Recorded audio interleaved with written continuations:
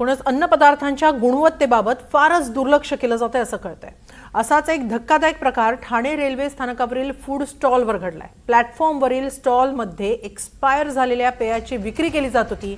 एका महिला प्रवाशानं मिरिंडा कंपनीचं पेय खरेदी केलं। ते एक्सपायर असल्याचं कळल्यानंतर महिलेनं व्हिडिओ बनवून तो सोशल मीडियावर शेअर केलाय।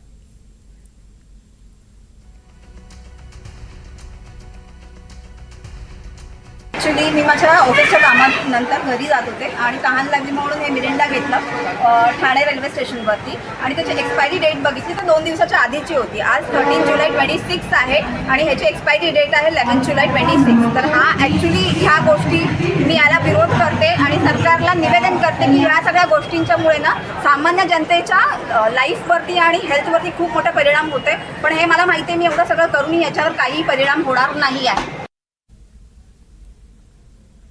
तर रेल्वे स्टेशनवरील जो दुकानदार हे मुदत संपलेल्या वस्तू विकत होता त्याच्याशी बातचीत केली आमचे प्रतिनिधी रिजवान शेख यांनी।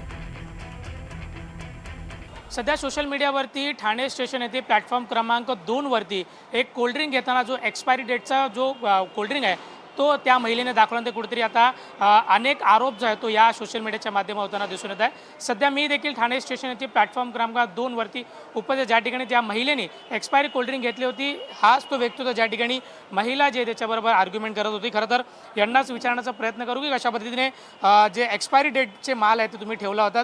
दादा मला सांगा, ती महिला आली होती, एक्सपायरी डेटचा तुम्ही कोल्ड्रिंक त्याला दिला, नेमका काय घडला होता त्या दिवशी? मैं क्या था कि 1-2 माल जो है वो पहले का लगा हुआ था, वही आगे पीछे मतलब लगाने में 1-2 छूट गया, उसमें डेट दिख नहीं रहा था। 1-2 छूट गया, वही फिर माल फिर जो है ना सारा उसमें से निकाल दिया मैंने माल पूरा। तो जिस दौरान वो महिला कह रही थी कि एक्सपायर बेचते हो, तो कहीं इसके पहले आपने देखा नहीं था जब ग्राहक को बेच रहे थे, इतने ग्राहक थाने स्टेशन पर आते 6 से 7 लाख, तो कभी चेक करने की कोशिश नहीं की? हाँ, चेक हमेशा करके ही लगाते हैं माल, लेकिन एक दो का है ना कि ये रह गया।